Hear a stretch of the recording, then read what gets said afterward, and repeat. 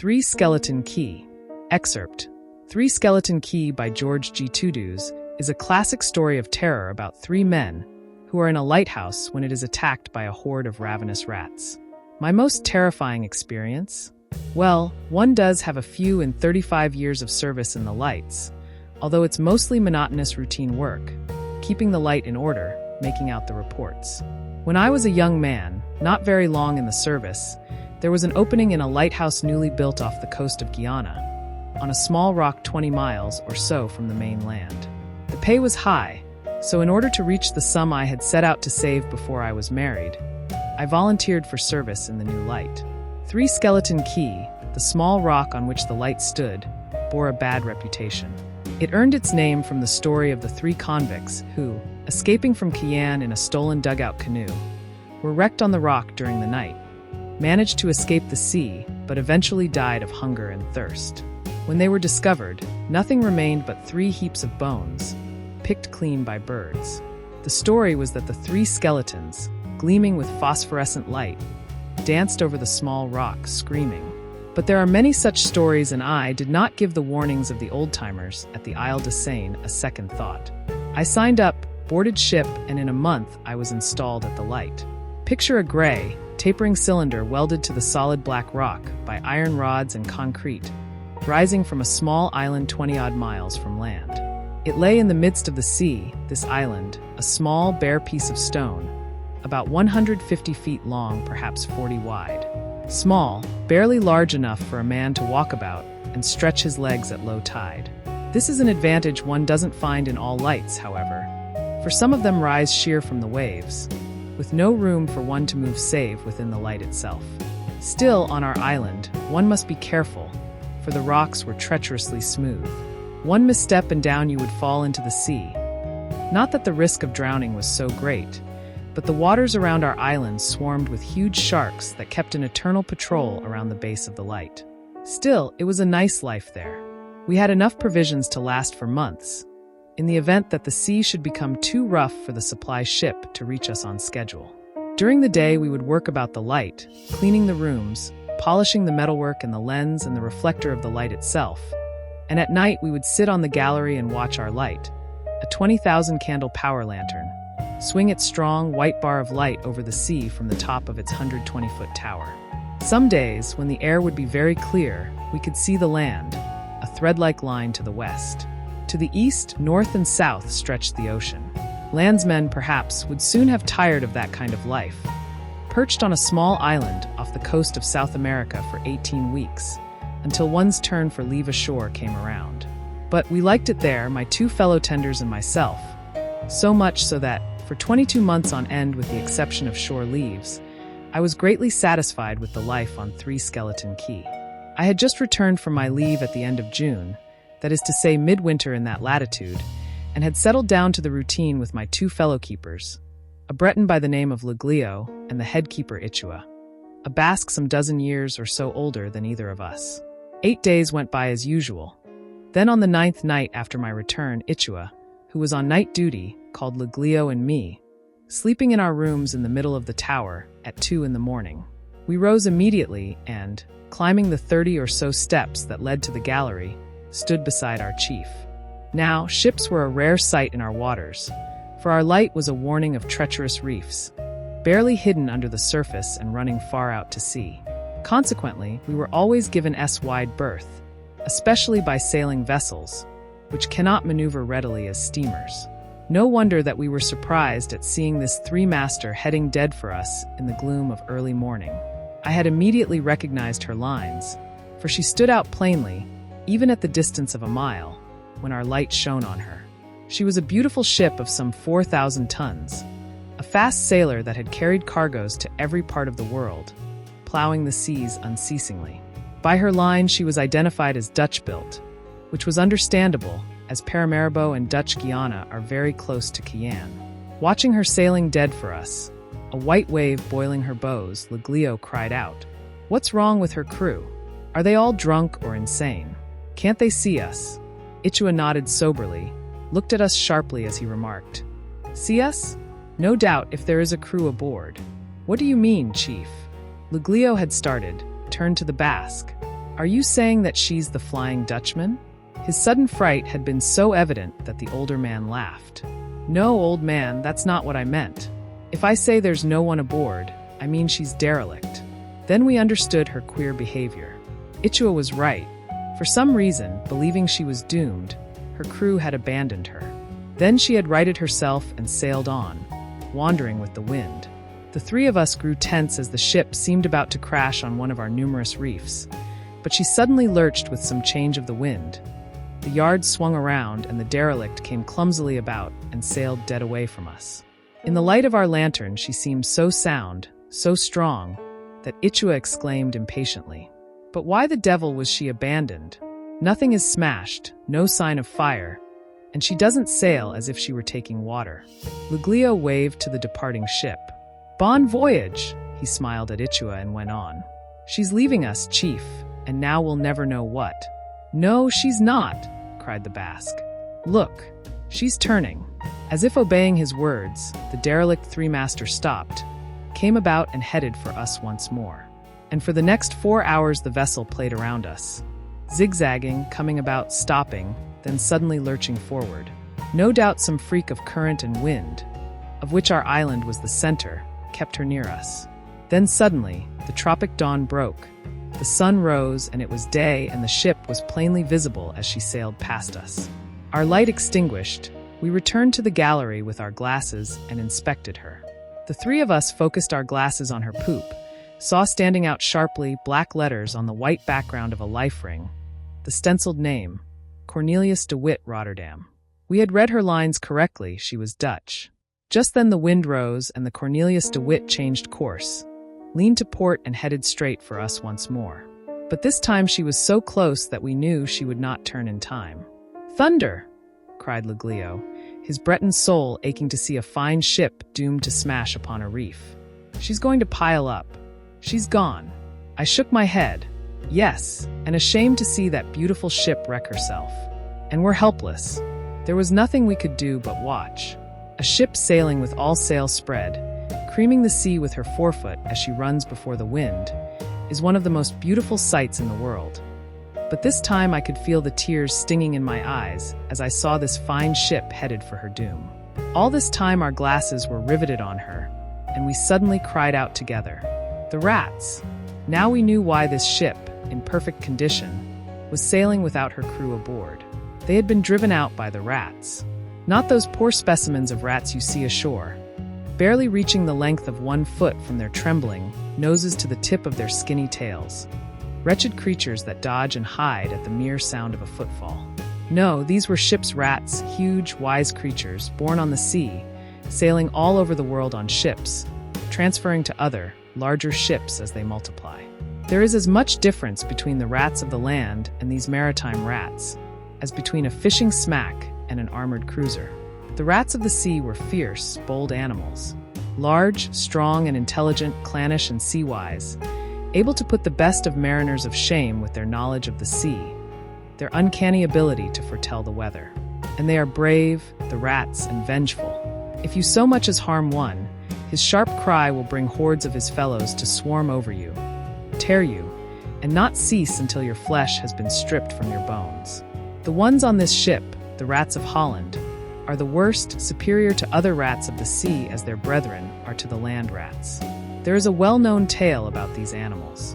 A Dutch captain, thinking to protect his cargo, brought aboard his ship, not cats, but 2 terriers, dogs trained in the hunting, fighting, and killing of vicious rats. By the time the ship, sailing from Rotterdam, had passed the Ostend Light, the dogs were gone and never seen again.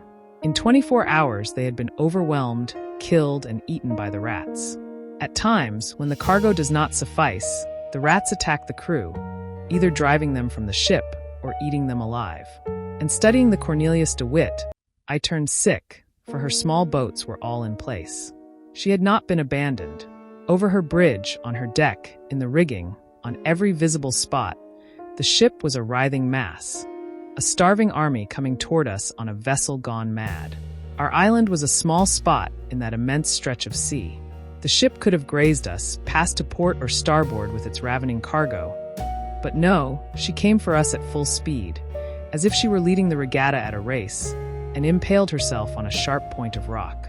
There was a dull shock as her bottom stove in, then a horrible crackling as the 3 masts went overboard at once, as if cut down with one blow of some gigantic sickle. A sighing groan came as the water rushed into the ship. Then she split in 2 and sank like a stone. But the rats did not drown. Not these fellows. As much at home in the sea as any fish, they formed ranks in the water, heads lifted, tails stretched out, paws paddling. And half of them, those from the forepart of the ship, sprang along the masts and onto the rocks in the instant before she sank. Before we had time even to move, nothing remained of the 3-master, save some pieces of wreckage floating on the surface and an army of rats covering the rocks left bare by the receding tide. Thousands of heads rose, felt the wind, and we were scented, seen. To them, we were fresh meat after possible weeks of starving. There came a scream, composed of innumerable screams, sharper than the howl of a saw attacking a bar of iron, and in the one motion, every rat leaped to attack the tower. We barely had time to leap back, close the door leading to the gallery, descend the stairs, and shut every window tightly. Luckily, the door at the base of the light, which we never could have reached in time, was of bronze set in granite and was tightly closed. The horrible band, in no measurable time, had swarmed up and over the tower as if it had been a tree, piled on the embrasures of the windows, scraped at the glass with thousands of claws, covered the lighthouse with a furry mantle, and reached the top of the tower, filling the gallery and piling atop the lantern. Their teeth grated as they pressed against the glass of the lantern room, where they could plainly see us, though they could not reach us. A few millimeters of glass, luckily very strong, separated our faces from their gleaming, beady eyes, their sharp claws and teeth. Their odor filled the tower, poisoned our lungs, and rasped our nostrils with a pestilential, nauseating smell. And there we were, sealed alive in our own light, prisoners of a horde of starving rats. That first night, the tension was so great that we could not sleep. Every moment, we felt that some opening had been made, some window given away, and that our horrible besiegers were pouring through the breach. The rising tide, chasing those of the rats which had stayed on the bare rocks, increased the numbers clinging to the walls, piled o'er the balcony, so much so that clusters of rats clinging to one another hung from the lantern and the gallery. With the coming of darkness, we lit the light, and the turning beam completely maddened the beasts. As the light turned, it successively blinded thousands of rats crowded against the glass, while the dark side of the lantern room gleamed with thousands of points of light, burning like the eyes of jungle beasts in the night. All the while we could hear the enraged scraping of claws against the stone and glass, while the chorus of cries was so loud that we had to shout to hear one another. From time to time, some of the rats fought among themselves and a cluster would detach itself, falling into the sea like a ripe fruit from a tree. Then we would see phosphorescent streaks as triangular fins slashed the water. Sharks, permanent guardians of our rock, feasting on our jailers. The next day we were calmer, and amused ourselves teasing the rats, placing our faces against the glass which separated us. They could not fathom the invisible barrier which separated them from us, and we laughed as we watched them leaping against the heavy glass. But the day after that, we realized how serious our position was. The air was foul. Even the heavy smell of oil within our stronghold could not dominate the fetid odor of the beasts massed around us. And there was no way of admitting fresh air without also admitting the rats. In the morning of the 4th day, at early dawn, I saw the wooden framework of my window, eaten away from the outside, sagging inward. I called my comrades, and the 3 of us fastened a sheet of tin in the opening, sealing it tightly. When we had completed the task, Ichua turned to us and said dully, "Well, the supply boat came 13 days ago, and she won't be back for 29. He pointed at the white metal plate, sealing the opening through the granite. "If that gives way," he shrugged, "they can change the name of this place to 6 Skeleton Key." The next 6 days and 7 nights, our only distraction was watching the rats whose holds were insecure fall 120 feet into the maws of the sharks. But they were so many that we could not see any diminution in their numbers. Thinking to calm ourselves and pass the time, we attempted to count them, but we soon gave up. They moved incessantly, never still. Then we tried identifying them, naming them. One of them, larger than the others, who seemed to lead them in their rushes against the glass separating us, we named Nero. And there were several others whom we had learned to distinguish through various peculiarities. But the thought of our bones joining those of the convicts was always in the back of our minds.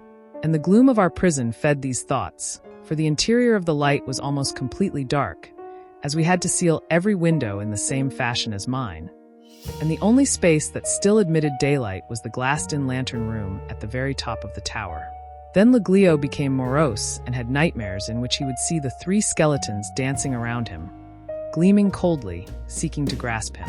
His maniacal, raving descriptions were so vivid that Ichua and I began seeing them also. It was a living nightmare, the raging cries of the rats as they swarmed over the light, mad with hunger, the sickening, strangling odor of their bodies. True, there is a way of signaling from lighthouses, but to reach the mast on which to hang the signal, we would have to go out on the gallery where the rats were. There was only one thing left to do. After debating all of the 9th day, we decided not to light the lantern that night.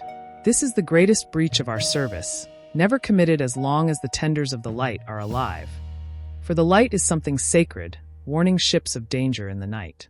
Either the light gleams, a quarter hour after the sun goes down, or no one is left alive to light it.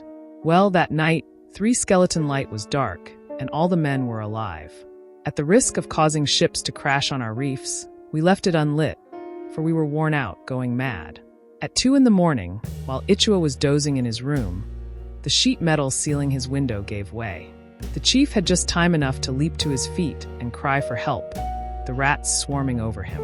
But Leglio and I, who had been watching from the lantern room, got to him immediately, and the 3 of us battled with the horde of maddened rats which flowed through the gaping window. They bit, we struck them down with our knives, and retreated. We locked the door of the room on them, but before we had time to bind our wounds, the door was eaten through, and gave way, and we retreated up the stairs, fighting off the rats that leaped on us from the knee-deep swarm. I do not remember, to this day, how we managed to escape. All I can remember is wading through them up the stairs, striking them off as they swarmed over us. And then we found ourselves, bleeding from innumerable bites, our clothes shredded, sprawled across the trapdoor in the floor of the lantern room, without food or drink. Luckily, the trapdoor was metal set into the granite with iron bolts. The rats occupied the entire light beneath us, and on the floor of our retreat lay some 20 of their fellows, who had gotten in with us before the trapdoor closed, and whom we had killed with our knives. Below us, in the tower, we could hear the screams of the rats as they devoured everything edible that they found. Those on the outside squealed in reply, and writhed in a horrible curtain as they stared at us through the glass of the lantern room. Ichua sat up, stared silently at his blood trickling from the wounds on his limbs and body, and running in thin streams on the floor around him. Leglio, who was in as bad a state, and so was I, for that matter, stared at the chief and me vacantly, started as his gaze swung to the multitude of rats against the glass, then suddenly began laughing horribly. He, the 3 skeletons. The 3 skeletons are now 6 skeletons. 6 skeletons.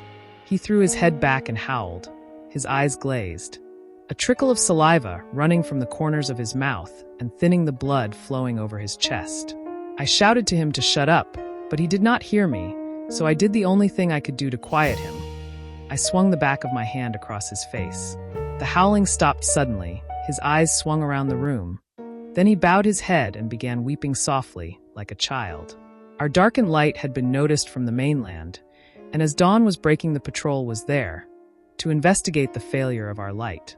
Looking through my binoculars, I could see the horrified expression on the faces of the officers and crew when, the daylight strengthening, they saw the light completely covered by a seething mass of rats. They thought, as I afterward found out, that we had been eaten alive.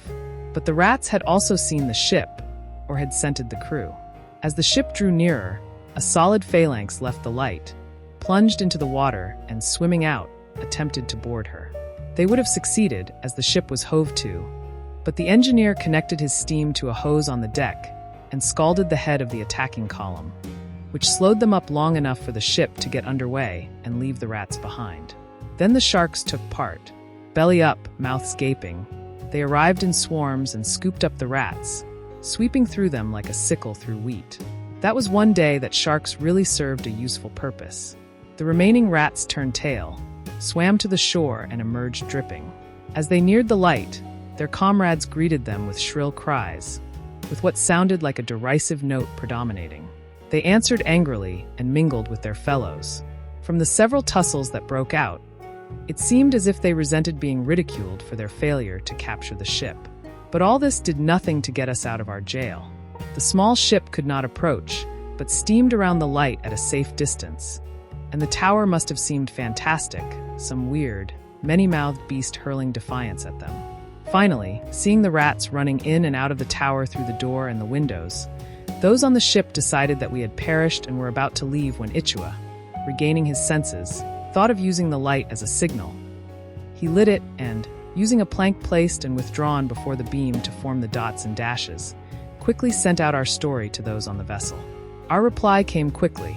When they understood our position, how we could not get rid of the rats, Luglio's mind going fast, Ikua and myself covered with bites, cornered in the lantern room without food or water, they had a signalman send us their reply. His arms swinging like those of a windmill, he quickly spelled out, "Don't give up, hang on a little longer. We'll get you out of this." Then she turned and steamed at top speed for the coast, leaving us little reassured. She was back at noon, accompanied by the supply ship, 2 small Coast Guard boats, and the fireboat, a small squadron. At 12:30 the battle was on. After a short reconnaissance, the fireboat picked her way slowly through the reefs until she was close to us, then turned her powerful jet of water on the rats. The heavy stream tore the rats from their places, hurled them screaming into the water, where the sharks gulped them down. But for every 10 that were dislodged, 7 swam ashore, and the stream could do nothing to the rats within the tower. Furthermore, some of them, instead of returning to the rocks, boarded the fireboat, and the men were forced to battle them hand to hand. They were true rats of Holland, fearing no man, fighting for the right to live. Nightfall came, and it was as if nothing had been done. The rats were still in possession. One of the patrol boats stayed by the island. The rest of the flotilla departed for the coast. We had to spend another night in our prison. Luglio was sitting on the floor, babbling about skeletons, and as I turned to Ichua, he fell unconscious from his wounds. I was in no better shape and could feel my blood flaming with fever. Somehow the night dragged by, and the next afternoon I saw the tug, accompanied by the fireboat, come from the mainland with a huge barge in tow. Through my glasses, I saw the barge was filled with meat. Risking the treacherous reefs, the tug dragged the barge as close to the island as possible. To the last rat, our besiegers deserted the rock, swam out, and boarded the barge reeking with the scent of freshly cut meat. The tug dragged the barge about a mile from shore, where the fireboat drenched the barge with gasoline. A well-placed incendiary shell from the patrol boat bombarded them with shrapnel from a safe distance, and the sharks finished off the survivors. A whaleboat from the patrol boat took us off the island and left 3 men to replace us. By nightfall, we were in the hospital in Cayenne. What became of my friends? Well, Luglio's mind had cracked and he was raving mad. They sent him back to France and locked him up in an asylum, the poor devil. Ichua died within a week. A rat's bite is dangerous in that hot, humid climate, and infection sets in rapidly. As for me, when they fumigated the light and repaired the damage done by the rats, I resumed my service there. Why not?